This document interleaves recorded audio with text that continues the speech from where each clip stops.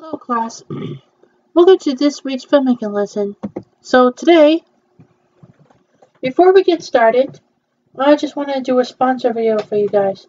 So a sponsor video is just how you go into Orlando amusement park and buy a hotel there. That's what the sponsor video is. So if you want a trip to go to Universal Studios Orlando or Walt Disney World, you can go to the Orlando amusement parks, like two famous amusement parks. Okay, so yep, that's the sponsor I got. So today we're gonna do home video releases. So number one, that's right. Okay, 2019 home video. If you want to go there, that's fine. So I'll be showing you what we have done.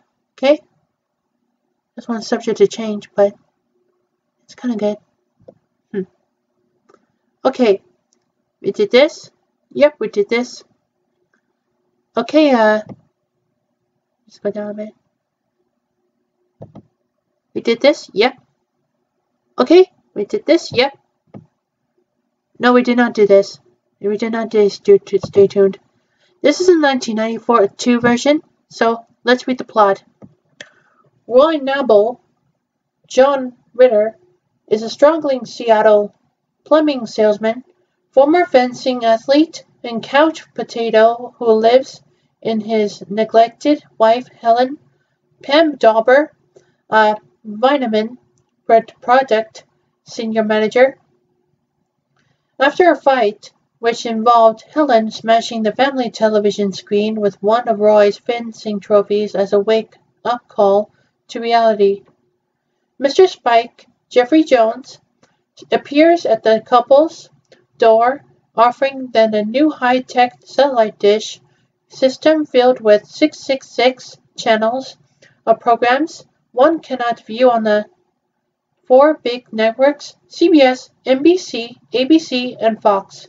What Roy does not know is that Spike, later referred to as Mephistopheles of the cathode ray, is an emissary from hell who wants to boost the influx of souls and by arranging for TV junkies to be killed in the most gruesome and ironic situations imaginable. The candidates are sucked into a hellish television world called Hellivision and put through a gauntlet where they must survive a number of satirical versions of sitcoms and movies. If they can survive for 24 hours, they are free to go. But if they get killed, then their souls will become the property of Satan. The latter usually happens. The dish eventually sucks Roy and Helen into this warped world. They are pursued by Spike, who enters some shows, along with the Nobles, to halt their events. Roy and Spike continue to fight throughout several shows, even in a cloak and dagger scenario where Roy displays his long-buried talent as a fencer. Through tenacity and sheer luck, the Nobles keep surviving, and their young son Daryl, David Tom, recognizes his parents fighting for their lives, and on the TV set, he and his older sister Diane, Heather McComb, are able to provide important assistance from the real world. This infuriates Spike to the point that he makes good on Roy's contract, releasing him, but not Helen, as she was not in the system under contract. Roy re-enters the system to save Helen, bringing his own remote control with him, along with them to control their journey. After being pursued by Spike through several more channels, Roy finally confronts his enemy in a Salt and Pepper music video, manages to get a hold of a Spike's remote, and uses it to have Helen from being run over by a train in a Western movie. By pressing the off button on the remote, they are evicted from the TV set moments before it sucks their neighbor's abusive rottweiler into the TV and it destroys itself, leaving the Rottweiler trapped in the TV world forever. In the end, Spike gets eliminated by the Rottweiler on the command of Crowley. Eugene Levy, a vengeful employee he banished into the system earlier, and is then succeeded in his executive position by Pierce Eric King, a younger upstart employee. Roy, who has learned a valuable lesson after his adventure, has dramatically cut back on his TV viewing, quit his job as a plumbing salesman, and opened his own fencing school and advised one of his students, and watching too much TV can get you into trouble. Okay, that's Stay Tuned film. So today, we're gonna do, yeah, we did this.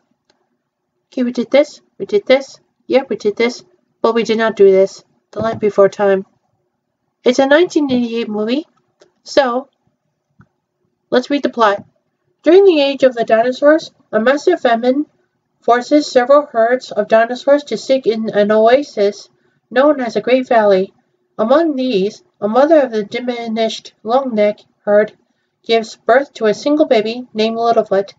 Years later, Littlefoot plays with Sarah, a three-horn, until her father intervenes, whereupon Littlefoot's mother describes the different kinds of dinosaurs: three-horns, spike-tails, swimmers, and flyers. That night, as Littlefoot follows a hopper, he encounters Sarah again, and they play together briefly until a large sharp-tooth attacks them. Littlefoot's mother comes to their rescue, but receives fatal injuries in the process. An earthquake swallows up the sharp-tooth and divides Littlefoot and Sarah from their herds. Littlefoot receives advice from his dying mother before she passes away. Confused and in grief, Littlefoot meets an old clubtail named Rooter, who consoles him. He is then guided by his mother's voice telling him to follow the sun to the Great Valley. Later, Littlefoot meets a big mouth named Ducky and a flyer named Petrie, who accompany him on his journey. Sarah, who is attempting to find her own kind, finds the unconscious Sharptooth inside a raven and mistakenly wakes him up. She escapes and bumps into Littlefoot, Ducky, and Petrie. She tells them that the Sharptooth is alive, but Littlefoot does not believe her.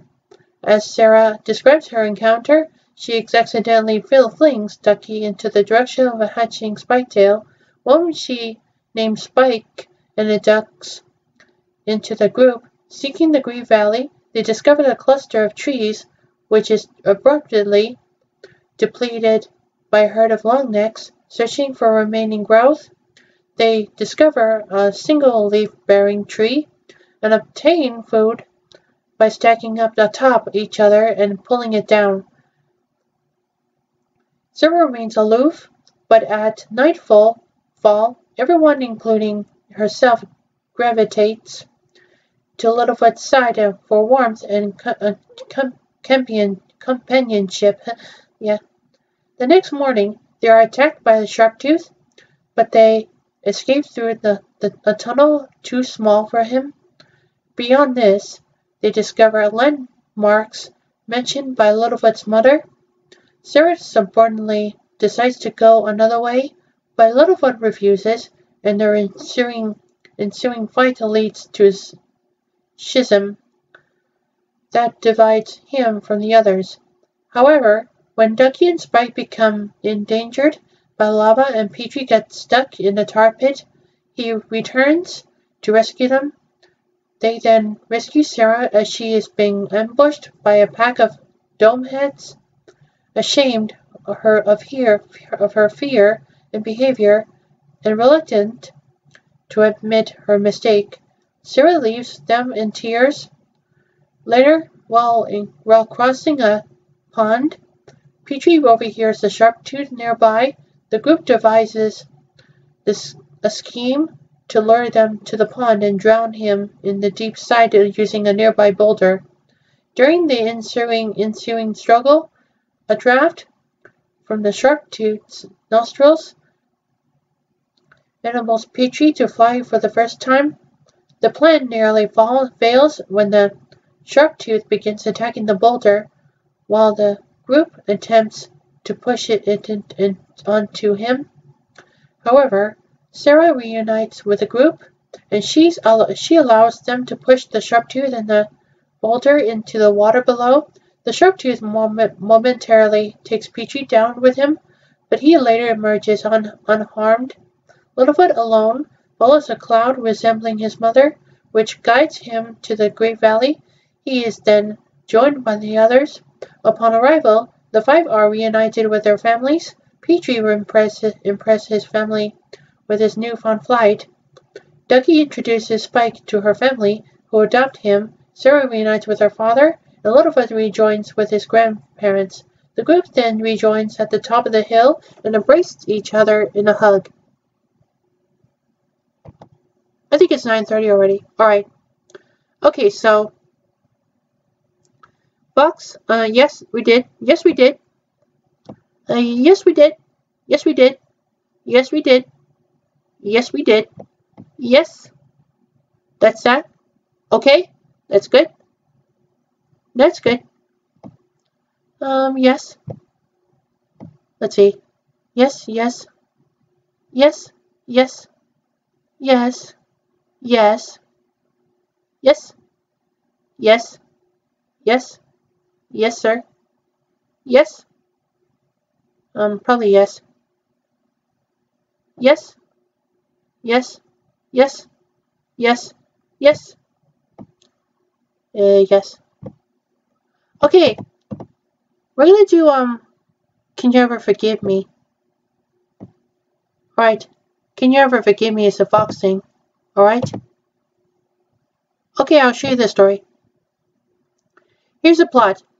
Following the critical and commercial failure of her biography of S.D. Lauder, author Lee Irwell is struggling with financial troubles, writer's block, and alcoholism, with her agent unable to secure her an events for a new biography. Irwell is forced to sell her possessions to cover expenses. She sells a personal letter she received from Katharine Hepburn to a local book dealer called Anna. While conducting research for a novel about the actress and comedian Fanny Bryce, Irwell happens upon a letter from Bryce folded in the book, which she takes and shows to Anna. Anna gives Irwell a low offer because the content of the letter is not very interesting. Irwell begins to forge and sell letters by Dickey's writers, playwrights, and actors, incorporating intimate and scandalous details in an attempt to command high prices. Anna, who is a fan of Irwell's own writing, tries to start a romantic relationship with her, but is rebuffed. When one of Irwell's letters by Noel Coward raises suspicion for its unguarded discussion of his sexuality, she is blacklisted by buyers, now unable to sell the forgeries herself. She has a friend, a flamboyant drug dealer named Jack Hawk, sell the letters for her. She also begins to steal authentic letters from libraries and archives to sell, replacing them with forged duplicates she has made. After her elderly cat dies under Jack's care, while she is out of town committing one with such theft, Irwell ends their friendship, but continues their criminal partnership out of necessity. Jack is caught by the FBI during the sale. With his cooperation, Irwell is served with a court summons for forgery. She retains a lawyer who advises her to show contrition by getting a job, doing community service, and joining Alcoholics Anonymous. In court, Irwell confesses that she enjoyed making the forgeries and does not regret her actions, but that her crimes were ultimately not worth it because the letters do not show her true self as a writer. She is sentenced to 5 years probation and 6 months house arrest.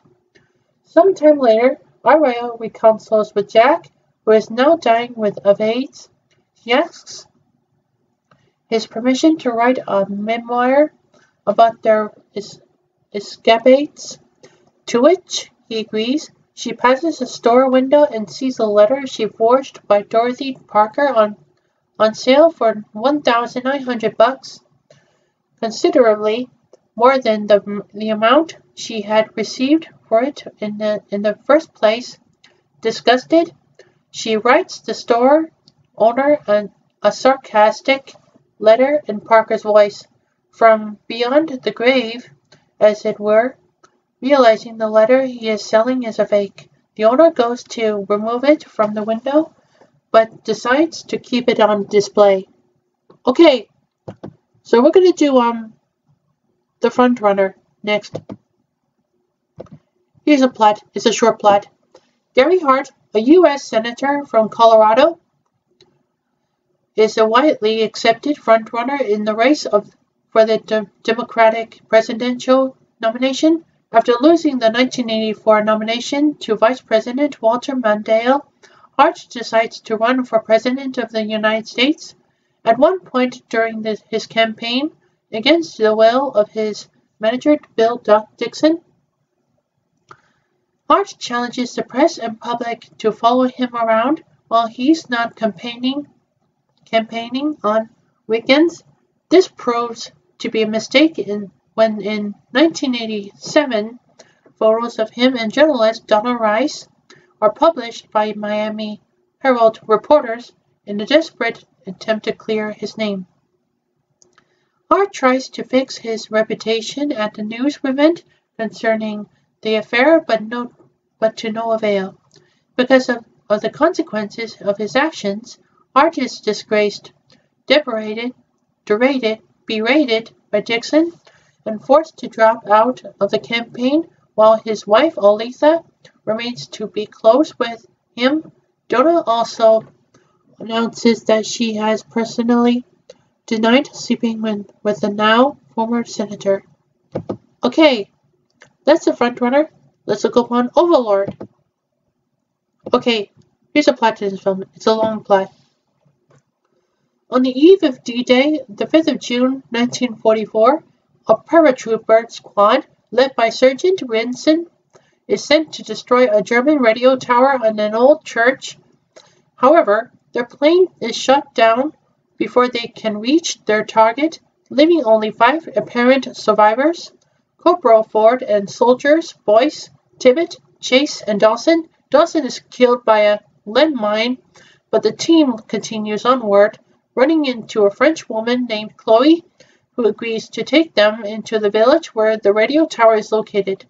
The soldiers learn that Chloe lives with her 8-year-old brother, Paul, and her aunt, who has been disfigured by Nazi experiments taking place in the church. After Tibbet and Chase depart to check the schedule, rendezvous site, the remaining soldiers are forced to hide in the attic when the Nazi patrol performs a routine inspection. When SS Ops Dumbfuhrer Waffner attempts to rape Chloe, Boyce and Ford capture him. Attempting to reach the rendezvous point, Boyce witnesses the Nazis burning disfigured village residents. He is nearly caught by a dog and is forced to take refuge in a truck carrying the bodies of some of the other paratroopers. Once inside the base, Boyce learns that there are various experiments taking place in the lab based around a mysterious liquid compound the Nazis discovered by distilling an ancient tar from under the church through human bodies. Boyce takes a sample of the serum and rescues Rosenfeld, another member of the paratrooper squad who was captured by the Nazis, and escapes the castle. Back in the attic, Ruffner refuses to explain what the serum is when questioned and is subsequently beaten by Ford. As the squad prepare to assault the church, Ruffner attempts to escape, shooting and killing Chase in the process, driving Boyce to use the serum on Chase after his death. The serum restores Chase to life, but he immediately begins to mutate, showing inhuman strength, the resistance to gunfire, and turns hostile, forcing Boyce to pulverize Chase's head to stop him. In the midst of the chaos, Ruffner escapes while taking Paul as a hostage, although part of his face is blown off by Ford in the subsequent shootout. With time running out until the deadline when the radio tower must be destroyed, Boyce convinces Ford that destroying the laboratory has to be their priority, while Rosenfeld and Tibbet kill all the soldiers posted at the main entrance.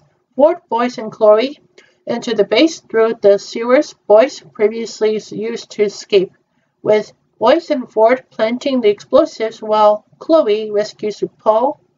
Ford is attacked by a mutated Ruffner who has injected himself multiple times with the substance, healing his injuries while driving him insane and overcome by power. When Boyce manages to distract Ruffner, the injured Ford injects himself with another sample of the serum, allowing Boyce to blow Ruffner down the pit where the compound was discovered with an explosion.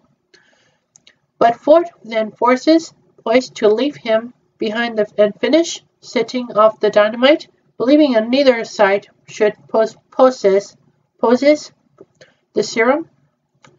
Boyce succeeds in blowing up the radio tower in the laboratory, narrowly escaping as a church and the radio tower collapse. After the destruction of the radio tower, Boyce reports to their superiors that Ford chose to plant the bombs inside the church rather than outside to ensure its destruction, choosing to avoid mentioning the serum or the lab. The military seemingly accepts this story and informs the soldiers that they will be reassigned to another company as the war continues. Okay, that's Overlord. Let's go to see A Star is Born. This is a long plot, Alright, Jack Maine, a famous country music singer, privately battling an alcohol and drug addictions, plays a concert in California. His main support is Bobby, his manager and older half-brother. After the show, Jack visits a drag bar where he witnesses a performance by Allie, a waitress and singer-songwriter. Jack is amazed by her performance, and they spend the night talking to each other, where Allie discloses to him the troubles she has faced in pursuing a professional music career. Jack invites Allie to his next show. Despite her initial refusal, she attends and, with Jack's encouragement, sings on stage with him. Jack invites Allie to go on tour with him, and they form a romantic relationship in Arizona. Allie and Jack visit the ranch where Jack grew up and where his father is buried, only to discover that Bobby sold the land. Angered at his betrayal, Jack punches Bobby, who subsequently quits as his manager. Before doing so, Bobby reveals that he did inform Jack about the sale, but the latter was too inebriated to notice. While on tour, Allie meets Rez, a record producer, who offers her a contract. Although visibly bothered, Jack still supports her decision. Rez forces Allie away from country music and towards pop. Jack misses one of Allie's performances. After he passes out drunk in public, he recovers at the home of his best friend George Noodles Stone, and later makes up with Allie. There he proposes to Allie with an impromptu ring made from a loop of guitar string, and they are married that same day at the church. administered by a relative of Noodles. During Ali's performance on Saturday Night Live, Bobby reconciles with Jack. Later, Jack and Ali fight after he drunkenly voices his disapproval of Ali's new image and music, which is nominated for 3 Grammy Awards at the Grammys. Visibly intoxicated, Jack performs in a tribute to Roy Orbison, and Ali wins the Best New Artist award. When she goes up on stage to receive her award, Jack follows her, where he wets himself and passes out. Ali's father, Lorenzo, berates Jack, and Ali helps him sober up. Jack joins a rehabilitation program shortly thereafter. Jack recovers in rehab for about 2 months, where she discloses to his counselor that he attempted suicide when he was 13 years old. He also mentions that he has tinnitus, which has been getting worse. He tearfully apologizes to Ali for his behavior and returns home. Ali wishes to bring Jack to perform with her on the European leg of her tour. Rez refuses, prompting Ali to cancel the remainder of the tour so she can care for Jack. Rez later confronts Jack, accusing him of holding Ali back. That evening, Ali lies to Jack and tells him that her record label was cancelled her tour so she can focus on her second album. Jack promises that he will come to her concert that night, but after Ali leaves, he hangs himself in their garage. Ali becomes inconsolable after Jack's death. She is visited by Bobby, who explains Jack's death was his own fault and not hers. Ali takes a song that Jack had written but never performed and sings it at a tribute concert, introducing herself as Ali Main. Okay, so that's The Star Is Born. Let's go and see Year of the Dragon. The plot. Well, this section needs an approved. It's a plot summary by February 2013. Okay, Stanley White Rourke is a decorated police captain and Vietnam War veteran assigned to New York City's Chinatown, where he makes it a personal mission to crack down on Chinese organized crime.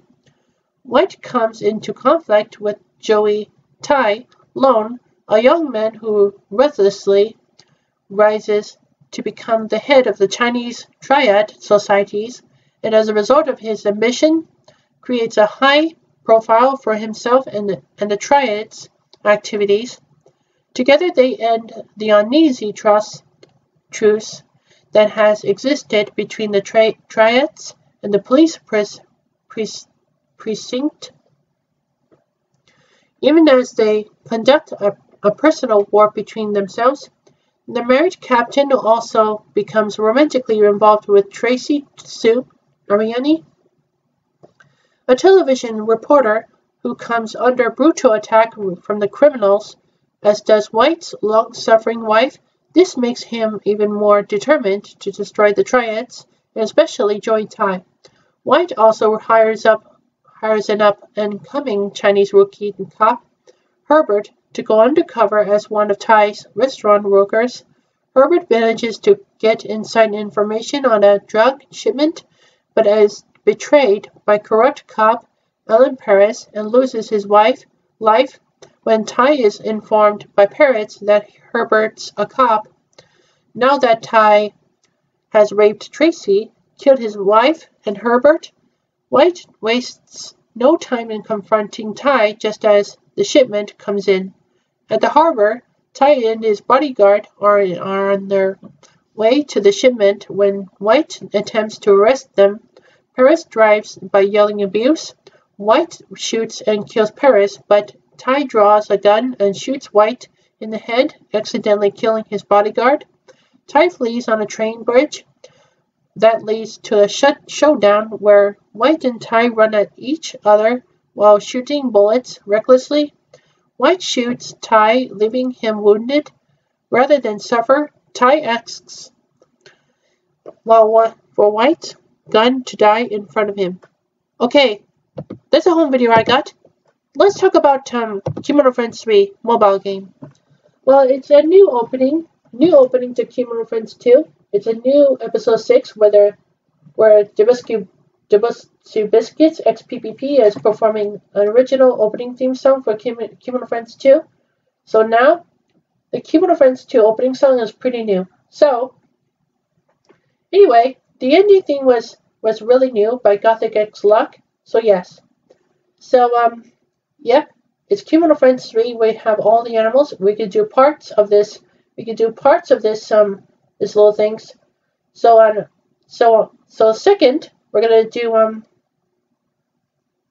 Emma Monkey Pictures, Roman Cow Productions, and Donkey Teeth Company shorts about the cruise ship. A Norwegian cruise ship was crashing into the Puerto Rico port and is drowned by super submissions of the great broken down underwater things, and turns to brown when the underwater was brown. Okay, that's the shorts I got. So, yep. So, on the 3rd, we should do a Samsung Galaxy S10. You can download Aladdin, Gazim Scene, and Winnie the Pooh snoring, and Little Red Riding Hood, and Macarons. It should be a new one with the snoring, and you can do any if you want. So I'm gonna be going to the library. So that's all I got for today. Let's do some work right now.